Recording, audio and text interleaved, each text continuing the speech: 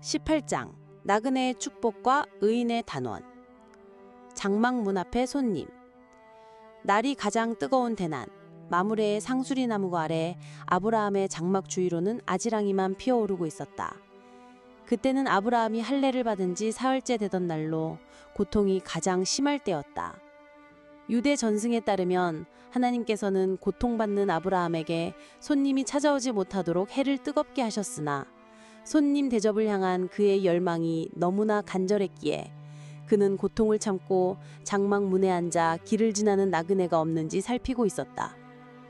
그의 헌신에 응답하시듯 여호와께서 그에게 나타나셨다. 아브라함이 눈을 들어 본즉 사람 셋이 맞은편에 서 있었다. 그는 고통도 잊은 채 달려나가 땅에 엎드려 간청했다. 내 주여, 내가 주께 은혜를 입었사오면 원하건대 종을 떠나 지나가지 마옵시고 물을 조금 가져오게 하여 당신들의 발을 씻으시고 나무 아래에서 씻어서 내가 떡 한 조각을 가져오리니. 고대 근동의 척박한 사막 문화에서 나그네를 향한 환대는 생명을 살리는 신성한 의무였다. 아브라함의 환대는 그 의무를 넘어선 경이로운 수준의 것이었다. 그는 급히 장막으로 들어가 사라에게 말했다. 속히 고운 가루 세 스아를 가져다가 반죽하여 떡을 만들라. 스아는 매우 큰 단위로 세 스아는 수십 명이 먹고도 남을 엄청난 양의 밀가루였다. 그는 가축대가 있는 곳으로 달려가 기름지고 좋은 송아지를 잡아 하인에게 주어 급히 요리하게 했다. 그는 손수 엉긴 젖과 우유와 요리한 송아지를 가져다가 그들 앞에 차려놓고 그들이 나무 아래서 먹는 동안 종처럼 곁에 서서 시중을 들었다. 랍비들은 이 장면을 두고 나그네를 대접하는 것이 하나님의 임재를 맡는 것보다 더 위대하다고 가르친다. 아브라함이 하나님과의 교제를 잠시 멈추고 평범한 나그네로 보이는 이들을 섬기는 일에 전심을 다했기 때문이다. 유대 전승에는 이 세 사람을 각각 사라의 임신을 알릴 미카엘, 소돔을 멸할 가브리엘, 그리고 아브라함을 치료하고 롯을 구할 라파엘이라는 세 천사로 해석했다. 장막 뒤의 웃음. 그들이 물었다. 내 아내 사라가 어디 있느냐? 그가 답했다. 장막에 있나이다. 그중 한 분이 말했다. 내년 이맘때 내가 반드시 내게로 돌아오리니 내 아내 사라에게 아들이 있으리라. 장막문 뒤에서 그 말을 듣고 있던 사라는 속으로 웃었다. 아브라함과 사라는 나이가 많아 늙었고 사라에게는 여성의 생리가 이미 끊어진 지 오래였다. 그녀의 웃음은 17장에서 아브라함이 보였던 경이로움의 웃음과는 달랐다. 그것은 생물학적 현실에 기반한 냉소적인 불신의 웃음이었다. 내가 노쇠하였고 내 주인도 늙었으니 내게 어찌 즐거움이 있으리요. 그 순간 여호와께서 아브라함에게 말씀하셨다. 사라가 왜 웃으며 이르느냐? 그리고 온 인류를 향한 신학적인 질문을 던지셨다. 여호와께 능하지 못한 일이 있겠느냐? 사라는 두려워서 내가 웃지 아니하였나이다 라고 부인했다. 그러나 하나님께서는 부드럽지만 단호하게 말씀하셨다. 아니라 네가 웃었느니라. 하나님 앞에서는 마음속의 생각조차 숨길 수 없었다. 훗날 태어날 아들의 이름 이삭은 바로 이 순간 아브라함과 사라의 인간적 웃음을 영원히 기억하는 증표가 될 것이었다. 하나님의 고뇌와 아브라함의 사명. 손님들이 일어나 소돔으로 향할 때 아브라함은 그들을 전송하러 함께 나갔다. 그때 여호와께서 스스로에게 말씀하셨다. 내가 하려는 것을 아브라함에게 숨기겠느냐? 이것은 하나님께서 아브라함을 더 이상 종이 아닌 당신의 계획을 공유하는 동역자로 여기심을 보여주는 경이로운 독백이다. 하나님께서는 그 이유를 이렇게 밝히셨다.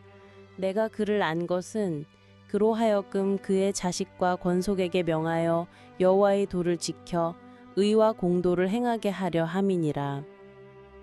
알다는 히브리어 야다는 단순한 지적 알미 아닌 깊고 친밀한 관계를 의미한다. 하나님께서는 아브라함과 그의 후손이 세상에 정의와 공의를 실현하는 제사장 나라가 될 것을 아셨기에 이제 그에게 신적인 정의가 어떻게 작동하는지를 직접 보여주고자 하셨다.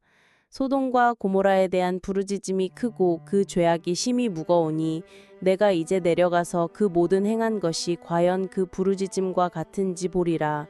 랍비들은 소돔의 죄악이 단순히 성적인 타락을 넘어 아브라함이 방금 보여준 환대와 정반대되는 가난한 자와 나그네를 억압하고 착취하는 조직적인 반환대와 사회적 불의에 있었다고 가르쳤다. 의인을 위한 변론. 땅의 심판자를 신문하다. 두 천사가 소돔을 향해 떠났을 때 아브라함은 여호와 앞에 그대로 서 있었다. 그리고 인류 역사상 가장 위대한 변론을 시작했다. 그는 하나님께 가까이 나아가 아뢰었다. 주께서 의인을 악인과 함께 멸하려 하시나이까? 그 성 중에 의인 50명이 있을지라도 멸하시리이까? 그의 변론은 자비를 구하는 탄원이 아니었다. 그것은 하나님의 성품 자체에 대한 질문이었다. 세상을 심판하시는 이가 정의를 행하셔야 할 것이 아니니까. 그것은 하나님, 당신의 이름에 합당하게 행동하십시오 라는 한낱 티끌과 같은 인간이 창조주를 향해 던지는 가장 담대한 요구였다. 아브라함은 50명에서 시작하여 45명, 40명, 30명, 20명, 그리고 마침내 10명까지 물러서며 끈질기게 변론했다. 하나님께서는 그의 모든 요구에 응답하시며 단 10명의 의인만 있어도 그 도시를 멸하지 않겠다고 약속하셨다. 유대교에서 공동체 예배를 위한 최소 인원인 미년이 10명인 것은 바로 이 아브라함의 변론에서 유래했다. 단 10명의 의로운 공동체가 도시 전체를 구원할 수 있다는 사상이 여기에 담겨 있다. 여호와께서는 말씀을 마치시고 가셨고 아브라함도 자기 곳으로 돌아갔다. 아브라함은 변론에서 패배했다. 소돔에는 10명의 의인조차 없었기 때문이다. 그러나 그는 더 깊은 차원에서 승리했다. 그는 하나님의 심판이 결코 변덕스럽거나 임의로운 것이 아니라 철저히 공의에 기반하고 있음을 온 세상에 증명했기 때문이다. 그는 이제 하나님의 동역자로서 의와 공도를 행하는 것이 무엇인지를 온몸으로 배워가고 있었다. 19장 소돔의 유황불과 슬픈 구원. 아브라함의 집 그리고 소돔의 성문. 저녁이 되어 두 천사는 소돔에 이르렀다. 마침 롯은 소돔 성문에 앉아 있었다. 고대 근동에서 성문은 도시의 장로들과 재판관들이 공적인 업무를 보는 장소였다. 이는 롯이 이방 도시 소돔에서 상당한 사회적 지위를 얻었음을 암시한다. 롯은 그들을 보자마자 일어나 달려가 땅에 엎드려 절하며 아브라함이 했던 것과 똑같은 환대의 말을 건넸다. 내 주여, 돌이켜 종의 집으로 들어와 발을 씻고 주무시고 일찍이 일어나 갈 길을 가소서. 그러나 천사들의 반응은 아브라함 때와 달랐다. 아니라 우리가 거리에서 밤을 새우리라. 유대 현인들은 이를 두고 천사들이 처음에는 그 도시의 분위기를 살피며 롯의 환대가 진심인지 시험했다고 해석한다. 아브라함의 집에서는 기꺼이 머물렀지만 소돔에서는 머물기를 주저했던 것이다. 롯이 간청하자 그제야 그들이 집으로 들어왔다. 롯은 그들을 위하여 식탁을 베풀고 무교병을 구우니 그들이 먹었다. 랍비들은 이 무교병이라는 단어에서 롯의 다급함을 읽어낸다. 아브라함이 여유롭게 떡을 만들었던 것과 달리 롯은 부패한 이웃들이 언제 들이닥칠지 모른다는 두려움 속에서 급하게 빵을 구워야만 했다. 그의 환대는 두려움의 그림자 아래 있었다. 환대의 왜곡, 폭력의 절정. 그들이 잠자리에 들기 전에 그 성 사람, 곧 소돔 백정들이 노소를 막론하고 원근에서 다 모여 그 집을 애웠었다. 그들은 롯을 부르며 외쳤다. 오늘 밤에 내게 온 사람들이 어디 있느냐? 이끌어내라. 우리가 그들을 상관하리라. 상관하다로 번역된 히브리어 야다는 알다는 뜻이지만 여기서는 성적인 관계를 의미하는 완구어법이다. 그러나 랍비들은 이들의 의도가 단순한 성욕이 아니었다고 해석한다. 그것은 낯선 나그네를 보호하려는 롯의 환대법 자체를 조롱하고 파괴하려는 집단적이고 가학적인 폭력의 표출이었다. 이는 손님을 보호하는 것을 신성한 의무로 여겼던 고대 근동의 세계에서 가장 끔찍한 죄악, 즉 환대의 완전한 왜곡이었다. 롯은 문 밖에 무리에게로 나가 뒤로 문을 닫고 애원했다. 내 형제들아, 이런 악을 행하지 말라. 그러나 이어지는 그의 제안은 그가 얼마나 소돔의 가치관에 깊이 물들어 있었는지를 보여준다. 내게 남자를 가까이 하지 아니한 두 딸이 있노라. 청하건대 내가 그들을 너희에게로 이끌어내리니 너희 눈에 좋을 대로 그들에게 행하고 이 사람들은 내 집에 들어왔은즉 아무 일도 저지르지 말라. 나그네를 보호하려는 의무감에 사로잡혀 자신의 딸들을 폭도의 손에 넘기려는 그의 모습은 완전히 뒤틀려버린 도덕적 분별력을 보여준다. 무리들은 그의 제안을 비웃으며 문을 부수려 했다. 그 순간 안에 있던 천사들이 롯을 집으로 끌어들이고 문을 닫았다. 그리고 문 밖의 무리들의 눈을 어둡게 하니 그들은 밝은 빛으로 인한 혼미에 빠져 문을 찾지 못하고 헤맸다. 이것은 그들이 영적인 눈이 이미 멀어버렸음을 보여주는 물리적인 심판이었다. 주저하는 자의 구원. 천사들이 롯에게 말했다. 이 성에 대한 부르짖음이 여호와 앞에 크므로 우리가 이곳을 멸하리라. 네게 속한 자들을 다 성 밖으로 이끌어내라. 롯이 나가서 그 딸들과 결혼할 사위들에게 말하자 그들은 농담으로 여겼다. 동이 틀 때 천사들이 롯을 재촉했다. 그러나 롯은 지체했다. 왜 그는 망설였는가? 유대 전승은 그의 마음이 소돔에 두고 와야 할 재산과 소유에 대한 미련 때문에 무거웠다고 말한다. 그의 구원은 자신의 의로운 결단이 아니었다. 성경은 여호와께서 그에게 자비를 더하심이었더라 하고 기록한다. 천사들은 그의 손과 아내의 손, 두 딸의 손을 강제로 잡아 이끌어 성 밖에 두었다. 천사들이 명했다. 생명을 보존하려면 도망쳐라. 뒤를 돌아보거나 들에 머물지 말고 산으로 도망하라. 그러나 롯은 산까지 갈 힘이 없다며 가깝고 작은 성 소알로 가게 해달라고 애원했다. 천사들은 그의 마지막 간청마저 들어주었다.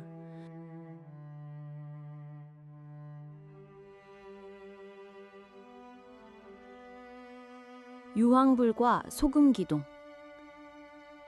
롯이 소알에 들어갈 때에 해가 돋았다. 바로 그 순간 여호와께서 하늘 곧 여호와께로부터 유황과 불을 소돔과 고모라의 비처럼 내리셨다. 그 성들과 온 들과 성에 거주하는 모든 백성과 땅에 난 것을 다 엎어 멸하셨다. 이 지역은 사해 주변의 역청, 유황, 소금 매장지로 유명하여 이러한 지질학적 특성이 하나님의 심판 도구로 사용되었음을 암시한다. 그러나 롯의 아내는 뒤를 돌아보았으므로 소금 기둥이 되었다. 랍비들은 이에는 이, 눈에는 눈의 원리로 이를 해석했다. 미드라시에 따르면 그녀는 소돔의 인색한 관습에 물들어 나그네에게 소금 한 줌 빌려주는 것조차 아까워하며 불평했다. 소금으로 죄를 지었기에 그녀는 소금으로 심판받았다는 것이다. 그 아침 아브라함이 하나님과 대화했던 곳에 서서 소돔을 바라보니 연기가 옹기가마의 연기같이 치솟고 있었다. 성경은 이 모든 파멸 속에서 롯이 구원받은 이유를 명확히 밝힌다. 하나님이 아브라함을 생각하사 롯을 그 엎으시는 중에서 내보내셨더라.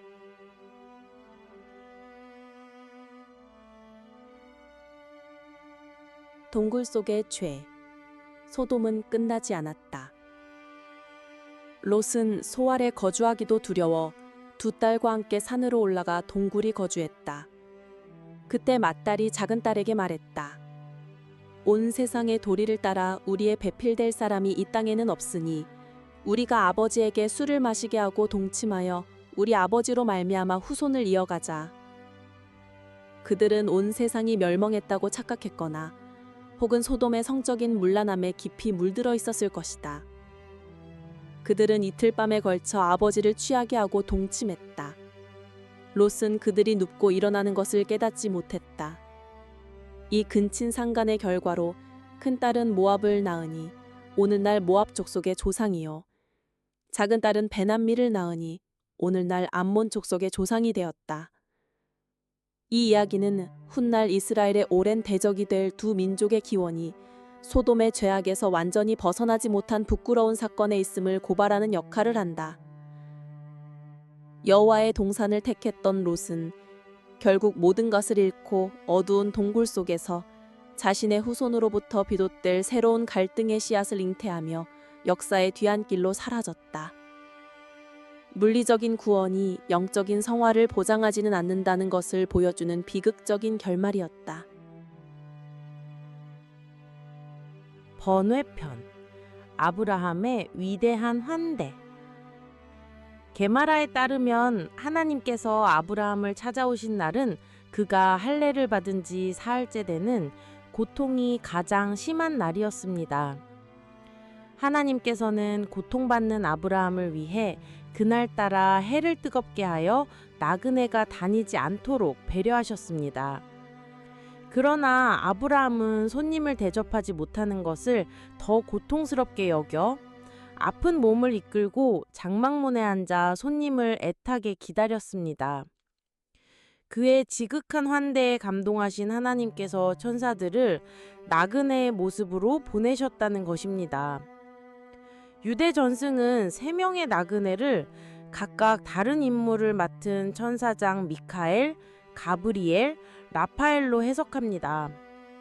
천사는 한 번에 2가지 임무를 수행할 수 없기 때문에 각각 미카엘은 사라의 임신 소식을 전하고 라파엘은 아브라함의 할례 상처를 치유하고 롯을 구하며 가브리엘은 소돔을 멸망시키는 임무를 맡았다고 합니다. 랍비들은 아브라함이 하나님과 대화하던 중에 나그네를 보고 달려나간 모습에 주목합니다. 이를 근거로 손님을 대접하는 것이 하나님의 임재를 맞는 것보다 더 위대하다는 유명한 가르침을 이끌어냈습니다. 사라의 웃음에 담긴 비밀. 17장에서 아브라함이 웃었을 때 하나님께서는 책망하지 않으셨지만 사라의 웃음은 책망하셨습니다. 랍비들은 아브라함의 웃음이 기쁨과 경이로움의 웃음이었던 반면 사라의 웃음은 불신과 냉소가 섞인 웃음이었기 때문이라고 설명합니다. 한 미드라시는 하나님께서 사라의 웃음을 꾸짖으신 바로 그 순간 이미 단산되었던 그녀의 몸에 기적적으로 생리의 샘이 다시 터졌다고 이야기합니다. 하나님의 말씀이 선포되는 순간 불가능한 현실이 변화되기 시작했다는 것입니다.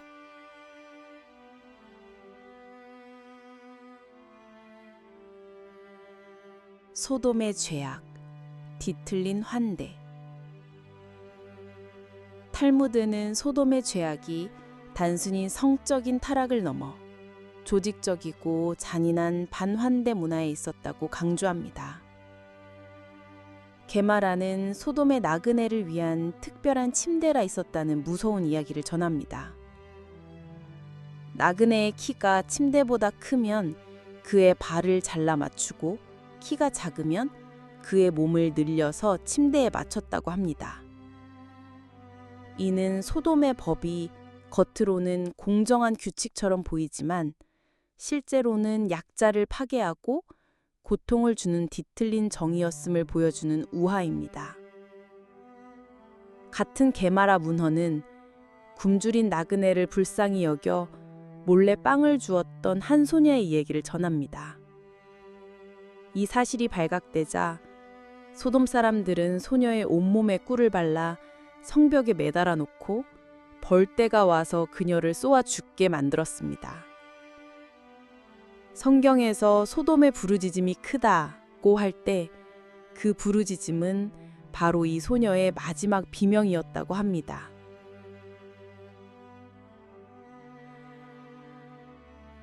롯의 아내는 소금으로 죄짓고 소금으로 심판받다. 롯의 아내는 왜 소금 기둥이 되었을까요? 미드라시는 그녀의 죄가 소금과 관련이 있었다고 이야기합니다. 롯이 천사들을 대접하기 위해 아내에게 손님들을 위해 소금을 좀 가져오시오 라고 말했습니다. 그러자 그녀는 이 악한 도시에서 손님을 대접하는 악한 관습을 두려우려 하시오? 라며 불평했습니다.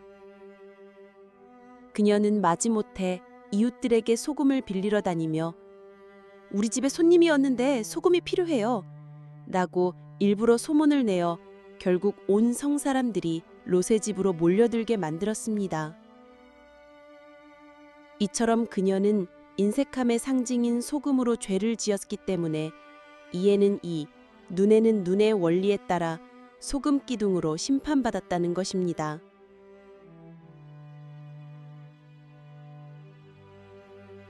소돔의 성품, 네 것은 네 것, 내 것은 내 것.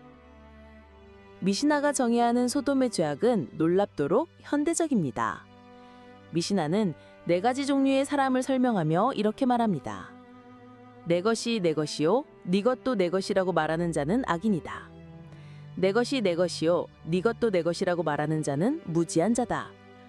내 것이 네 것이요, 네 것은 네 것이라고 말하는 자는 경건한 자다. 내 것이 내 것이요, 네 것은 네 것이라고 말하는 자, 이것이 바로 소돔의 성품이다. 언뜻 보기에 네 것은 네 것, 내 것은 내 것이라는 말은 매우 공정하고 합리적으로 보입니다. 그러나 랍비들은 이것이야말로 소돔의 악의 본질이라고 보았습니다. 이는 타인의 고통에 대해 어떠한 연민이나 자비도 베풀지 않으려는 극단적인 이기주의와 무관심을 의미하기 때문입니다. 소돔 사람들은 나그네가 굶주려도 그건 네 사정이지 내 빵은 내 것이다 라고 말하고, 가난한 자가 도움을 청해도 네 가난은 네 책임이지 내 재산은 내 것이다 라고 말했습니다. 그들은 법적으로는 아무런 잘못이 없을지 몰라도 공동체를 유지하는 최소한의 자비를 거부했습니다. 미시나는 바로 이 합법적인 잔인함이야말로 소돔을 멸망으로 이끈 진짜 죄악이라고 정의한 것입니다. 이처럼 미시나는 사건을 이야기로 풀기보다는 그 사건에서 도출되는 핵심적인 법적 원리와 윤리적 정의를 간결히 압축하여 전달합니다. 게마라는 바로 이 미시나의 압축된 원리를 가지고 풍부한 토론과 이야기를 펼쳐나가는 것입니다.